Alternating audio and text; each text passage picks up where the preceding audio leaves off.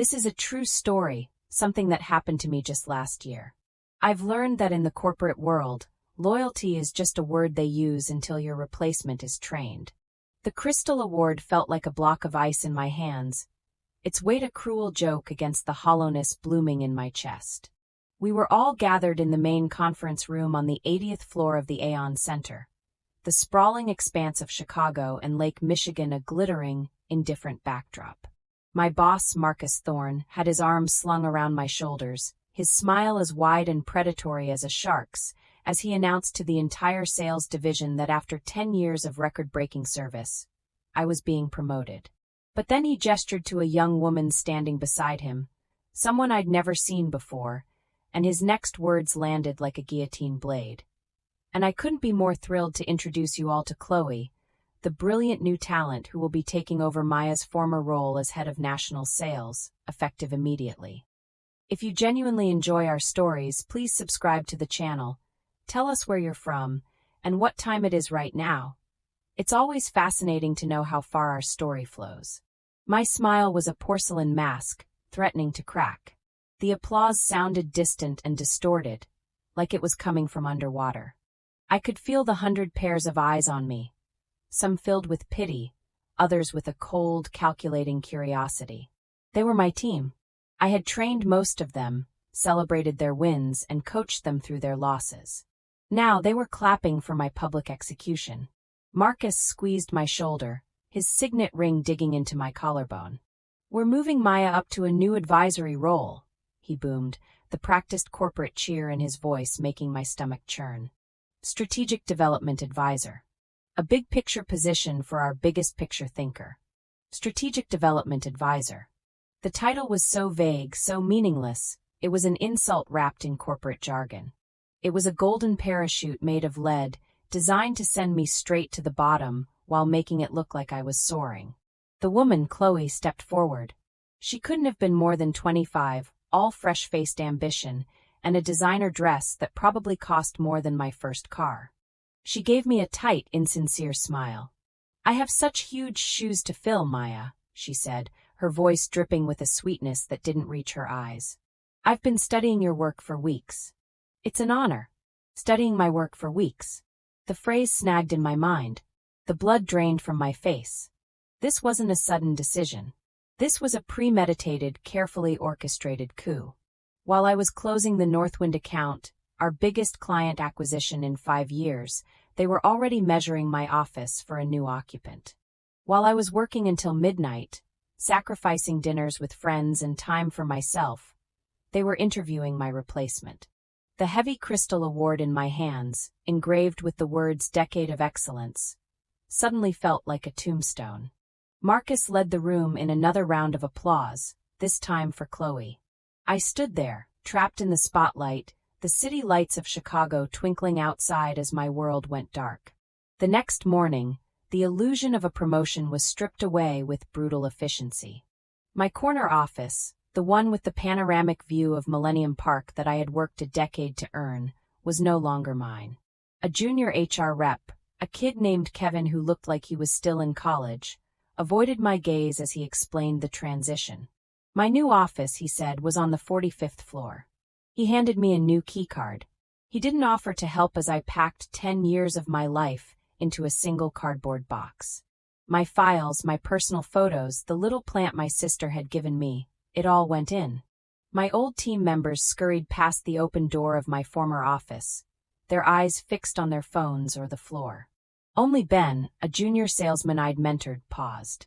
He looked pale, his Adam's apple bobbing. "Maya, I'm so sorry," he whispered, his eyes darting towards Marcus's office down the hall. It's not right." "It's business, Ben," I said, my voice flatter than I intended. "Keep your head down and close your deals." He nodded, looking miserable, and disappeared. He was a good kid, but he had a mortgage. I didn't blame him. My new office was a windowless cube, a storage closet they'd cleared out and stuck a desk in. The air was stale, and the flickering fluorescent light hummed a mournful tune. It was corporate Siberia. When I tried to log into our CRM system, Salesforce, a pop-up blocked my screen. "Access denied. Your permissions have been updated." I could no longer see my client list, my contacts, my pipeline, my entire professional life's work, compiled over 10 years of 16-hour days, had been locked away from me. My phone buzzed. It was an automated email from IT, informing me that my data archives had been successfully transferred to Chloe Jennings. I spent the first day in that beige box doing nothing, just staring at the blank walls, the shock slowly curdling into a cold, hard knot of fury in my gut. This wasn't just a replacement. This was an erasure. They didn't just want me out of the way. They wanted to pretend I had never existed, all while my successor picked the bones of the career I had built. The title Strategic Development Advisor came with no team, no budget, and no actual duties. My job was to sit in this closet until my pride forced me to quit, saving them the cost of a severance package. The suspicion that Chloe's words, studying my work for weeks, had planted began to fester. How could she have studied my work? My client strategies, my contact notes, my negotiation tactics, they were all proprietary, locked within my personal account on the company server. I had a system, a meticulously organized database of every interaction, every client's birthday, every gatekeeper's name. It was my secret weapon, the engine behind my success. Unless Marcus had given her access. The thought was a violation, a betrayal so deep it felt physical. By the third day, the isolation was complete. No one called. No one emailed. I was a ghost haunting the 45th floor. I started walking the long way to the coffee machine, past the sales pit on the 80th floor, just to feel like I was still part of the world. That's when I saw it. Chloe was leading a team meeting in my old conference room. She was standing in front of the whiteboard, and on the screen behind her was a projection from her laptop. It was a spreadsheet, and from 30 feet away, I recognized it instantly. The color coding, the column headers, the exact formatting. It was a perfect replica of my private client tracker, the one I'd built myself in Excel and kept on my personal drive, separate from the company CRM. My blood ran cold. There was no way she could have recreated it. It was too specific, too nuanced. It was mine. He had given it to her. Marcus had taken my intellectual property, the very blueprint of my success, and handed it to my replacement like a welcome basket. That night, I couldn't sleep. I sat in my downtown apartment, the city lights that once felt like a promise now seeming to mock me. I thought about the non-compete agreement I had signed a decade ago. It was an ironclad document, drafted by the best corporate lawyers in Chicago. It prevented me from working for any direct competitor in the marketing and advertising space within the state of Illinois for 2 years. Marcus had designed it to be a cage, and he had just locked the door and thrown away the key. He thought he had me trapped. He thought I would fade away quietly. He had underestimated me. He didn't realize that when you cage an animal, you don't break its spirit. You just give it time to sharpen its teeth. My resolve hardened in the pre-dawn quiet of my apartment. I wasn't going to quit. I wasn't going to let them win. I was going to find a way to burn their entire kingdom to the ground. The next day, I walked into the office with a new purpose. I smiled at the receptionist. I made pleasant small talk in the elevator. I sat in my beige box and began to plan. My first move was to understand the full extent of the betrayal. I needed proof. My chance came late that Friday. I saw Marcus and Chloe leaving for a long lunch, probably at Gibson's, his favorite spot to celebrate a kill. The office was emptying out for the weekend. I walked up to Ben's desk. He looked up, startled. "Maya, hey." "Ben, I need your help," I said, my voice low and steady. "And I need you to be brave." I saw the conflict in his eyes. Fear of getting fired versus loyalty to the person who'd championed him. "They didn't just replace me," I continued, my voice barely a whisper. "They stole my work. Chloe is using my private client spreadsheet. I need to know how she got it." He gnawed on his lower lip, his eyes flicking around the cavernous, empty office. "I knew it," he breathed. "I saw her with it the first day. Marcus told everyone it was a new proprietary tool he'd commissioned for the department." He leaned in closer. "They're going after your client list, Maya. Systematically. Starting with Northwind. Chloe has a meeting with their marketing VP next week. Marcus is feeding her all your old notes. The confirmation was a punch to the gut, but it also fueled the fire. Can you prove it, Ben? Is there an email? A server log? Anything that shows Marcus transferred my files to her before I was promoted? He hesitated, the fear winning for a moment. I put my hand on his arm. Ben, he'll do the same thing to you one day. You know he will. This isn't about me anymore. It's about how he operates. That seemed to land. He nodded slowly, his jaw set. Leave it with me, he said. I'm one of the admins for the internal server backups. I might be able to find something. But if I do this, you have to promise me. You have to burn him to the ground. Oh, Ben, I said, a slow, cold smile spreading across my face. By the time I'm done, there won't even be ashes left. 2 days later, a plain envelope appeared on my desk. Inside was a single USB drive. No note. I didn't need one. I took it home, my heart hammering against my ribs, and plugged it into my personal laptop. It contained a series of dated server logs and a single damning email chain. The logs showed that Marcus had used his executive credentials to access the archived files from my personal folder on the company server 3 weeks before my promotion. The email, sent from his account to Chloe's personal Gmail address, had the subject line, "Your playbook." Attached was my spreadsheet. The body of the message was short and chilling. Study this. Memorize it. This is your Bible for the next 6 months.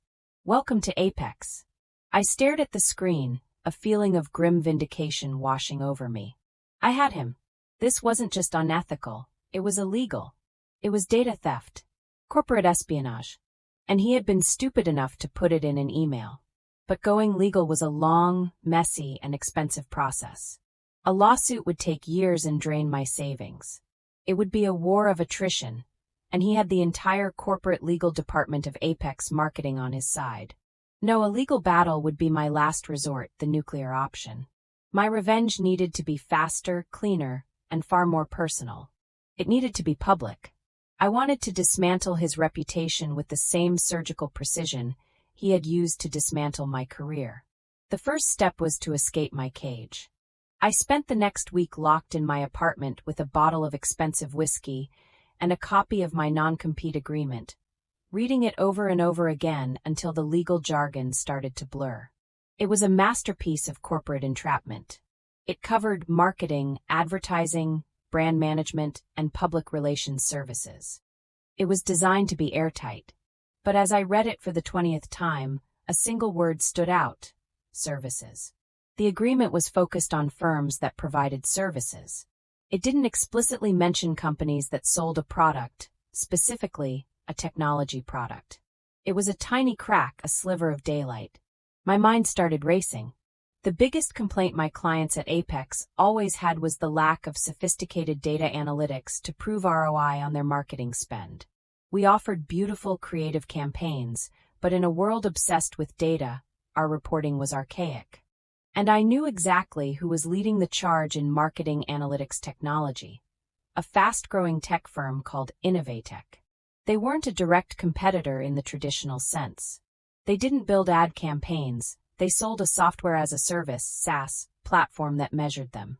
They were located right here in Chicago, in the Fulton Market District. And I knew for a fact their head of enterprise sales had just left to join Google. The next morning, I put on the best suit I owned, walked out of my beige prison at Apex for the last time without saying a word to anyone, and took a cab to Fulton Market. I walked into the trendy, open-plan offices of Innovatech without an appointment and asked to speak to their CEO, a woman named Sarah Chin. Her assistant was skeptical, but I used the tone I reserved for closing multi-million-dollar deals. Tell her Maya Hansen is here to discuss how I'm going to steal her biggest competitor's lunch.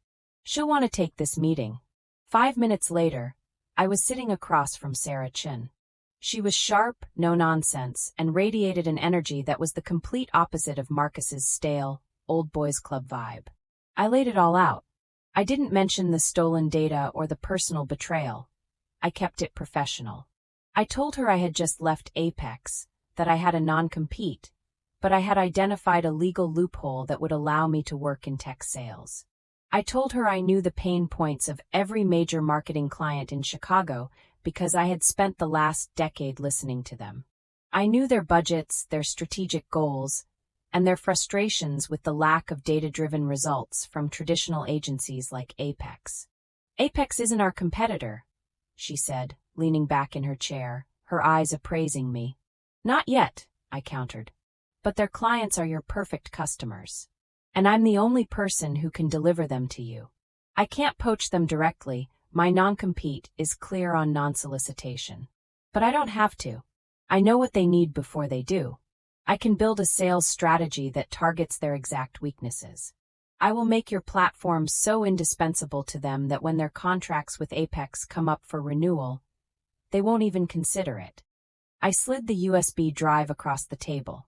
And just so you know what my former boss is capable of, this is a copy of an email showing him giving my proprietary work and client data to my untrained replacement. This is the man you'll be up against. Sarah picked up the drive, but didn't look at it. She just looked at me, a slow smile spreading across her face. I don't need to see that, she said, dropping the drive back on the table. I can see it in your eyes. You're hungry. When can you start? My first month at Innovatech was a blur of caffeine and adrenaline. I was handed a laptop, a phone, and a list of dormant leads. The culture was a breath of fresh air. It was a meritocracy. No politics, no faceless hierarchy. Just results. While my non-compete and non-solicitation clauses meant I couldn't call my old clients, they didn't say I couldn't be in the same room as them. The annual Midwest Marketing Summit, the biggest industry event in the region, was just 4 weeks away. It was held at McCormick Place, and I knew that every single one of my former major clients would be there. Apex always had the largest booth, a gaudy monstrosity right at the entrance, where Marcus would hold court like a medieval king. This would be my battlefield. I couldn't attack Apex head-on, so I decided to use guerrilla tactics. I spent weeks using my institutional knowledge of my old clients. I knew, for example, that the CMO of a major CPG company was obsessed with competitor analysis. I knew a regional bank was struggling to measure foot traffic from their digital ads. I knew that Northwind, my old golden goose, the client I had personally landed, was under immense pressure from their board to justify their massive marketing budget with hard data. Marcus had sold them a beautiful, expensive dream. I was about to sell them a cold, hard, profitable reality. I worked with Innovatech's marketing team to create a series of hyper-targeted case studies and presentations, each one tailored to the specific, unspoken needs of a key Apex client. I didn't use their names, but the language and data were so specific that the intended target would know it was for them. My strategy wasn't to sell a product. It was to solve a problem they probably didn't even know could be solved, because Apex had been telling them for years that it couldn't. I also started building a new network. I took meetings from sunrise to sunset, from the Peninsula Hotel's lobby bar to humble coffee shops in the Loop. I wasn't selling, I was listening. I was reestablishing myself not as Maya from Apex, but as Maya, the person who understands your business. The whispers started. People in the industry heard I'd left Apex. Then they heard I'd landed at Innovatech. The dots began to connect. 2 weeks before the summit, I got a call from an unknown number. It was David Chun, a mid-level marketing director at Northwind. He wasn't the top decision-maker, but I knew from my time at Apex that he was the guy who did all the actual work, and whose opinion the CMO, a man named Roger Sterling, deeply trusted. Maya, David Chun. I heard you left Apex, he said, his voice cautious. I'll be honest, we're a little concerned. You were the one who understood our vision. I've moved to the tech side of the industry, David, I said smoothly. I'm with a company called Innovatech now. We specialize in marketing analytics. There was a pause on the line. Analytics, he repeated, and I could hear the interest in his voice. Roger is getting hammered by the board about ROI. Apex's reports, they're not cutting it. They're all fluff and no substance. This was the opening I had been waiting for. I can't talk to you about your Apex contract, David. You know that, I said, playing by the rules. But I will be at the summit. My new company is doing a few private demos of our platform. If you and Roger were interested in seeing what next-generation analytics look like, just as an educational exercise, I could probably squeeze you in." "Squeeze us in," he said, a dry chuckle in his voice. "Yeah, okay, Maya. Send me the invite." The trap was set. The bait was laid. All that was left was for Marcus to walk right into it. The first day of the Midwest Marketing Summit was a sensory overload. The cavernous hall at McCormick Place was buzzing with thousands of attendees, a sea of suits and ambition. And right at the main entrance, impossible to miss, was the Apex marketing booth. It was even more obnoxious than I remembered, 2 stories tall, with a gleaming white bar, models handing out champagne, and a giant screen playing a loop of their most self-congratulatory ads.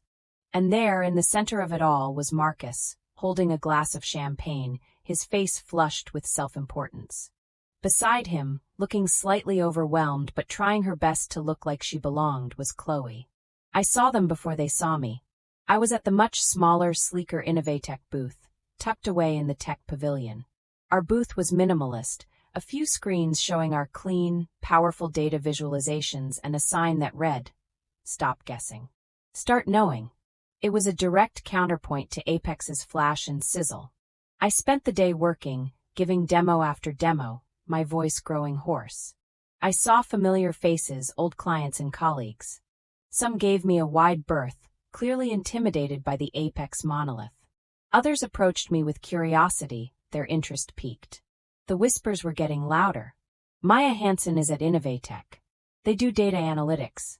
The seeds of doubt I had planted were beginning to sprout. My meeting with the Northwind team was scheduled for 2 p.m., 1 hour before their CMO, Roger Sterling, was due to give a keynote address on the main stage, an event Marcus had no doubt arranged and was planning to take credit for. I had booked a private conference room far from the main hall's noise. David arrived first, looking stressed. A few minutes later, Roger Sterling swept in, looking impatient. "All right, Maya," Roger said, forgoing a handshake. "David says you have something to show us. I've got my keynote in an hour, so this better be good." I smiled. "It will be, Roger. Give me 15 minutes. I didn't launch into a sales pitch. I didn't talk about our software's features. Instead, I put a single slide up on the screen. It was a simple question. What is the precise dollar value of your Michigan Avenue flagship store's window display? Roger frowned. What do you mean? We measure it in foot traffic, media impressions. I mean the actual sales lift. I cut him off gently. How many people saw that display, were influenced by it, and then made a purchase, either in-store or online, within the next 7 days? And how does that compare to the sales lift from your digital ad campaign targeting the same zip code? He was silent. David shook his head. We can't measure that. Apex says the data is impossible to connect. It's apples and oranges. It's not, I said, and for the next 15 minutes, I showed them how it wasn't. I used a demo account loaded with anonymized retail data and walked them through the Innovatech platform. I showed them how we could integrate their physical store data with their online ad spend, how we used location data and transaction analysis to connect the dots. I showed them a dashboard that answered the exact questions Roger's board had been asking him for a year. I wasn't just selling software, I was solving his biggest problem. By the end of the demo, Roger Sterling was leaning forward, his earlier impatience replaced by a look of intense focus. "Can you do this for us? With our data? We could have you up and running in a month," I said calmly. He looked at David, then back at me. A slow grin spread across his face. "Incredible," he breathed. He stood up and, for the first time, offered me his hand. "Maya, you've just saved my job." He had to run to his keynote. As he left, he turned to me. "I think I might need to make a few last-minute edits to my speech." I packed up my laptop, my heart pounding with a triumphant rhythm. It was time for the main event. I made my way to the main auditorium and found a seat in the back, just as the lights were dimming. The room was packed. I could see Marcus and Chloe in the front row, beaming, ready to soak in the reflected glory from their biggest client. Roger Sterling walked on stage to thunderous applause. He started his speech as expected, talking about the power of brand storytelling and emotional connection. All the fluffy concepts Apex specialized in. I saw Marcus lean over and whisper something smugly to Chloe. Roger then paused, took a sip of water, and changed direction. But in today's market, storytelling isn't enough, he announced, his voice booming through the auditorium. For too long, we've been operating on feelings and guesswork. We've been sold on beautiful campaigns with no measurable substance. We've been told that true ROI in our sector is impossible to track. Today, I'm here to tell you that is a lie. A murmur went through the crowd. In the front row, I could see Marcus's smile falter. Roger continued. We at Northwind have decided to pivot our strategy. We are moving into a new era of data-driven, accountable marketing. And I am thrilled to announce today a major new partnership to lead that charge. We will be working with the best-in-class analytics platform on the market to overhaul our entire data infrastructure. A company that was able to show me in 15 minutes what our agency of record couldn't in 2 years. He paused for dramatic effect. The room was dead silent. I could feel Marcus's panic from 100 feet away. That company, Roger declared, is Innovatech. The name hung in the air. A giant Innovatech logo flashed onto the screen behind Roger. There were audible gasps.